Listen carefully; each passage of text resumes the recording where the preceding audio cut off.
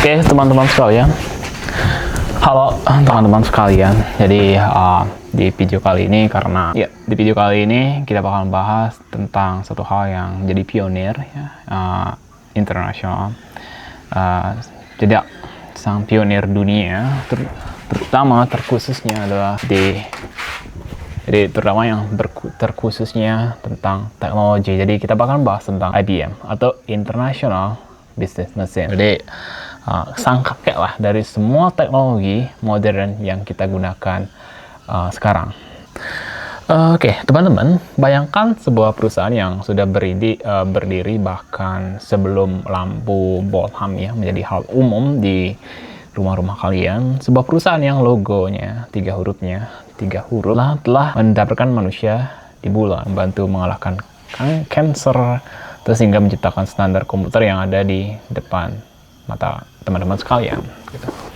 Saya berbicara tentang IBM, International Business Machine, atau yang sering dijuluki sebagai The Big Blue. Tapi tahukah kalian, IBM itu tidak dimulai dari chip silicon yang canggih yang kalian kenal sekarang. Mereka itu dimulai dari sesuatu yang jauh banget lebih dari sederhana pada tahun 1911 ya IBM atau International Business Machine ini lahir bukan sebagai pembuat komputer, melainkan perusahaan mesin penghitung kartu berlubang atau punch card. Jadi pendirinya adalah Thomas J. Watson senior, mungkin SR aku paham juga, memiliki satu moto sederhana yang ia pajang di setiap sudut kantor, yakni think, berpikir, think.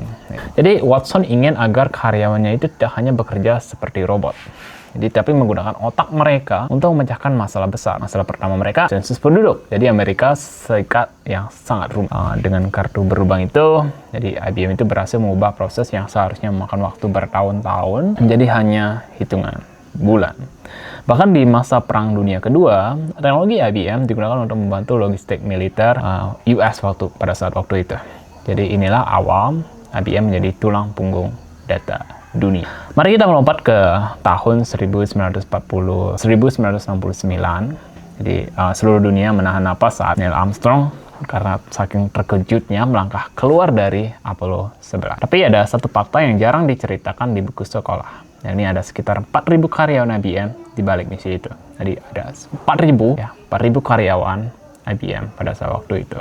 Komputer IBM sistem /360 saat itu bekerja tanpa henti untuk menghitung lintasan roket. Jadi mereka itu memproses data dari bumi, kemudian langsung keluar angkasa dalam hitungan milliseconds agar astronot itu bisa pulang dengan selamat. Tanpa kekuatan computation dari komputer IBM ini, bulan mungkin masih akan tetap menjadi mimpi yang tak terjangkau bagi umat, yang tak akan terjangkau bagi umat manusia. Masuk ke tahun 1981, IBM melakukan sesuatu yang mengubah hidup kita semua. Ini sebelum tahun itu, komputer adalah mesin raksasa yang memenuhi satu ruangan besar dan hanya dimiliki oleh pemerintah atau perusahaan besar. Tapi IBM meluncurkan IBM PC model Type 1. Jadi IBM meluncurkan mesin IBM PC model Type 150. Ini adalah komputer yang pertama yang kurang kuat manusiawi yang bisa diletakkan di atas meja rumah kalian. Singkat cerita, desainnya mungkin nggak menjadi standar industri saat ini, tapi saat itu menjadi standar industri di sistem komputer waktu itu.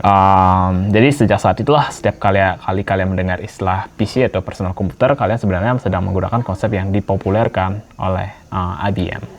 International Business Machine. Meskipun sekarang IBM sudah menjadi divisi laptop, menjual divisi laptopnya ke Lenovo, tapi roh inovasi mereka itu tetap menjadi pondasi dari setiap laptop yang kalian pakai saat ini. Dan sekarang IBM tidak lagi hanya soal mesin ketik atau kotak PC, mereka sudah melangkah ke masa depan dengan IBM Watson. Kalian mungkin pernah mendengar namanya. Watson adalah kecerdasan buatan AI yang pertama kali terkenal karena berhasil mengalahkan manusia dalam kuis, television quiz, yakni Jeopardy. Tapi Watson bukan sekedar pemain kuis. Watson bukan sekedar pemain kuis. Hari ini Watson digunakan oleh dokter-dokter untuk menganalisa ribuan data medis. Jadi untuk saat ini Watson ini digunakan oleh para dokter profesional untuk menganalisa ribuan data medis dalam hitungan detik untuk membantu mendiagnosa penyakit lebih cepat. Dari kartu berlubang tahun 1000 punch card dari tahun 1961 yang hingga AI sekarang yang bisa berpikir di tahun 2024, IBM telah membuktikan satu hal, bahwasanya the technology will always change, namun semangat untuk thinking atau berpikir akan tetap abadi. Jadi teman-teman sekalian, ketika kalian melihat logo IBM, jangan hanya melihatnya sebagai perusahaan tua atau old company atau old institution, tapi lihatlah sebagai sebuah bukti bahwasannya inovasi is not about age, jadi tidak mengenal usia. IBM itu mengajarkan kita bahwa untuk tetap relevan di masa depan, kita tak boleh berhenti berpikir untuk beradaptasi, dan yang paling penting adalah kita tidak boleh berhenti untuk berpikir. Thank you. Hujan.